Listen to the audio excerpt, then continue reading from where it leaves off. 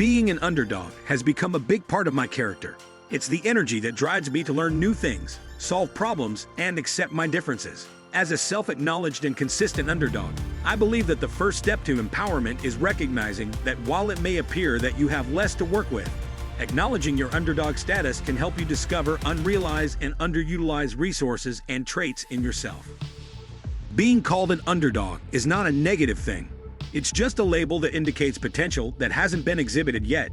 It's an exciting label that can motivate some and inhibit others. As a futuristic thinker, I believe that the underdog exposes unknown potential, which is something to be excited about, not disappointed by.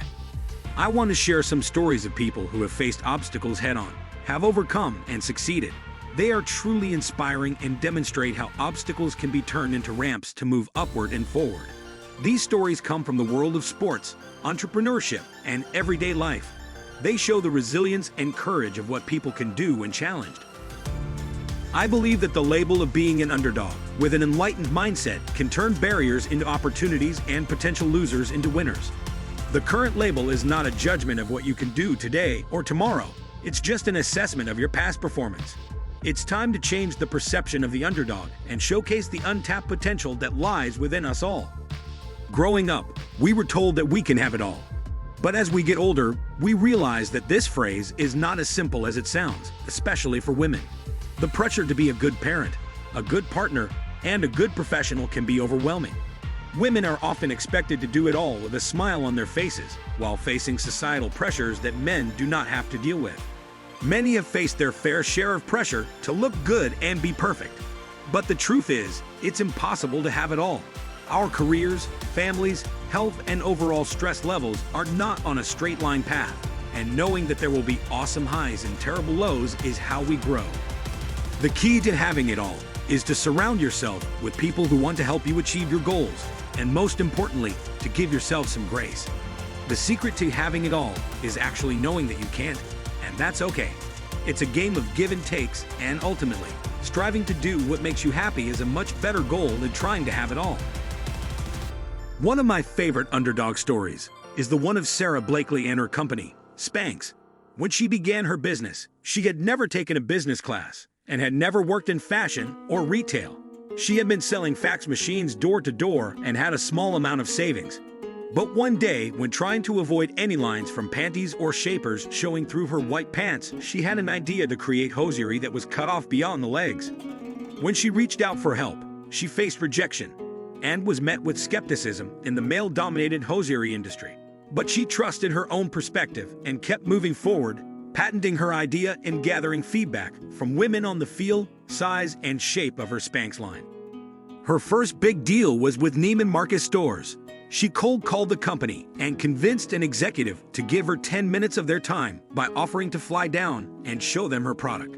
During the meeting, when it wasn't going well, she took the executive to the bathroom and showed her the difference her product made on her pants. This demonstration closed the deal.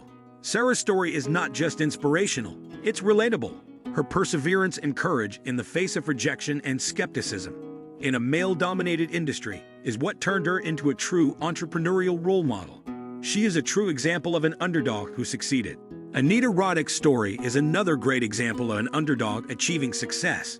Born in England with 3 siblings, she worked at her family restaurant and later ran a bed and breakfast with her husband.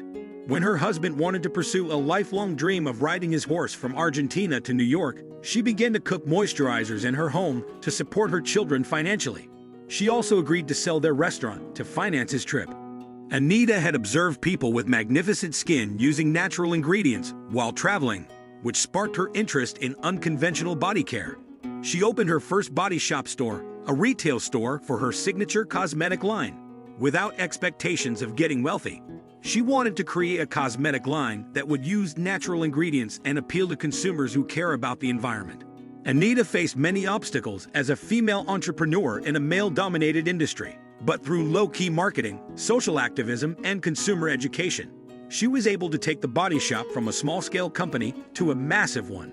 The Body Shop is now recognized as having helped shape the multi-billion global cosmetic industry. Anita's story is relatable, and her courage should be celebrated. She shows us that we are all just small steps away from building our own paths. Oprah Winfrey is a household name associated with success and celebrity.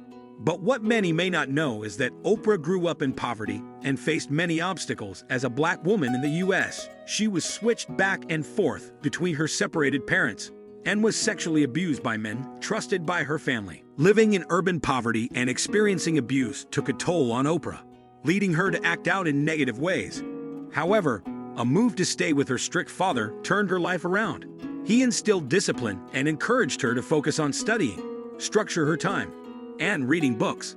Oprah thrived in this environment and got involved in multiple clubs at school, including drama and debate.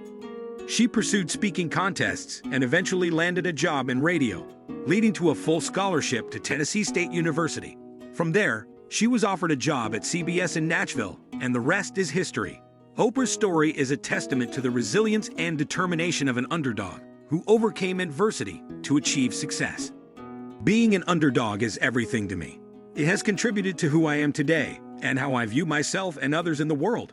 I didn't realize this before, but it's something that is crystal clear to me now. I went into medicine because I wanted to gain winner status and get out of being an underdog. But years later, I'm disappointed to see that physicians are still underdogs. Recognizing this status is crucial to real change, which is life-saving for society. After leaving the practice of medicine and running a business that empowers entrepreneurs and problem solvers, my perspective has been evolving, and I feel it needs to be shared. Once I recognized and acknowledged my underdog status, I knew that I needed to seek out the tools required to turn the state around.